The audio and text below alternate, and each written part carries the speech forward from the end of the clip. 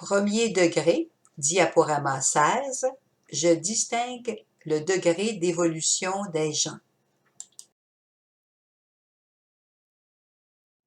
Voyons ce qu'en dit Madame Adéla Tremblay-Sergeret. Pour être capable de distinguer le degré d'évolution de ceux à qui on parle, il faut développer un sens d'analyse et de psychologie positif. Le degré d'évolution d'une personne se perçoit dans ses paroles et ses gestes. Degré 1. L'homme est primitif, c'est-à-dire qu'il se plaît seulement dans la matière. Il ne cause que de choses temporelles, il est sensuel, il ne pense qu'au plaisir des sens, nourriture, boire, sexualité. L'âme manifestée au premier degré donne à l'homme sa teinte humaine, c'est-à-dire qu'elle le distingue du règne animal qui n'a pas de conscience libre et volontaire. À ce niveau, l'homme reste encore dans le balbutiement des premières lignes de son plan d'évolution. Et 2. L'homme est encore sensuel, mais il a de la spiritualité. Il croit en un être supérieur. Il s'en fait un Dieu. L'intelligence s'éveille davantage à l'environnement et à la planète qui l'influence. Au degré 3, l'homme est encore sensuel. Il est plus ou moins spirituel et il découvre le rapport entre Dieu et toute chose. L'homme commence à comprendre plus profondément les lois de la nature. Il se pose de plus en plus de questions sur l'origine des choses.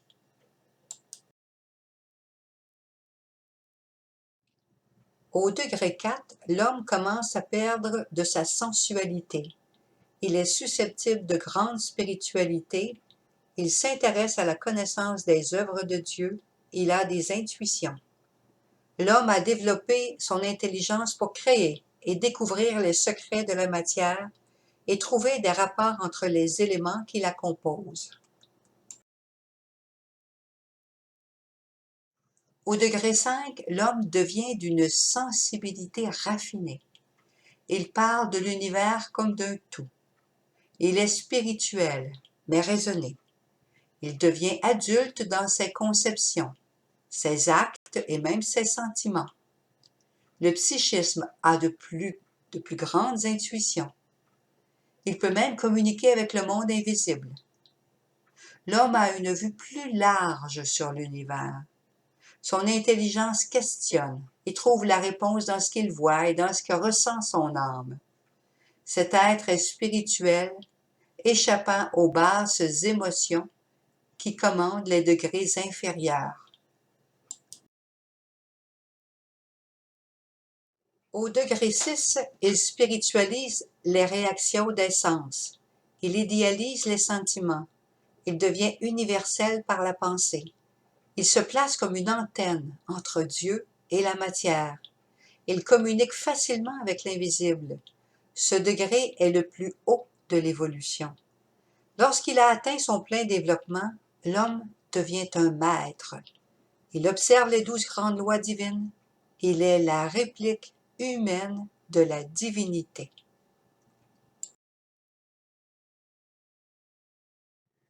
L'homme élevé au 6e degré est tout prêt à devenir le maître du monde.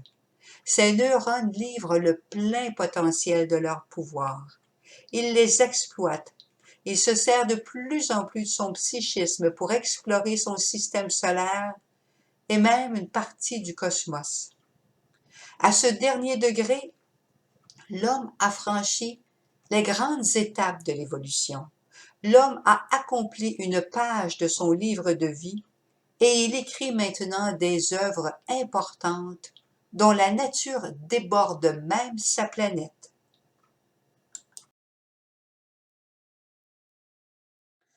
Le non-respect de cette loi rend l'homme incompréhensif et injuste.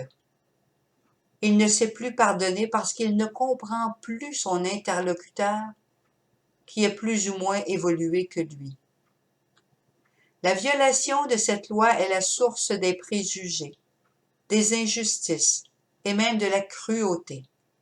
Cette incompréhension alimente des toxines qui s'agglomèrent principalement au pancréas.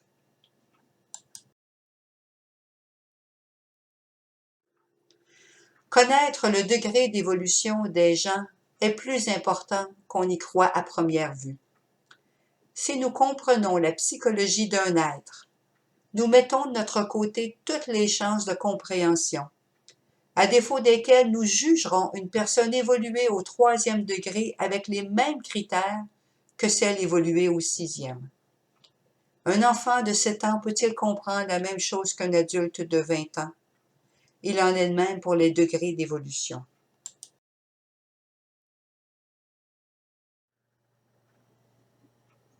Je distingue le degré d'évolution des gens. Cette 11e loi est régie par l'énergie violet-ombré, qui est l'énergie équilibrante des cellules biologiques.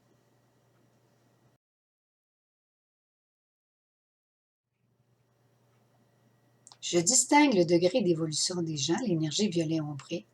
Voyons ce que nous communique Madame Adéla Tremblay-Sergerie sur les qualités de cette énergie violet-ombré.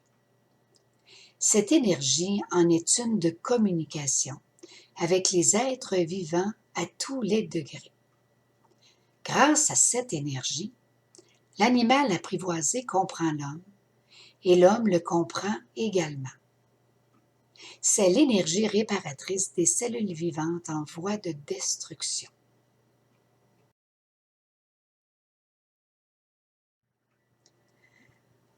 Le langage de l'énergie violet-ombré.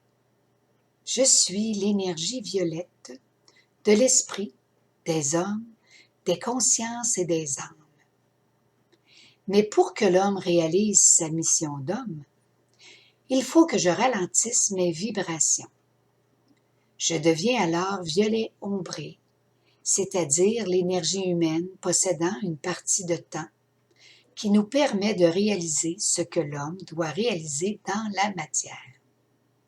Je dis donc toujours, mets-toi au niveau de l'homme, harmonise-toi à ses lois et sois l'instrument de ses réalisations.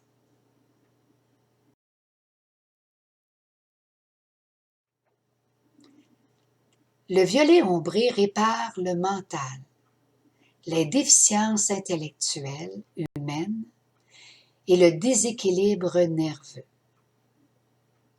Le grand équilibre biologique des cellules vivantes est dû à l'énergie violet-ombré, qui pénètre constamment dans le plasma cellulaire, corrigeant ce que le milieu a pu faire dévier du plan contenu dans chaque cellule.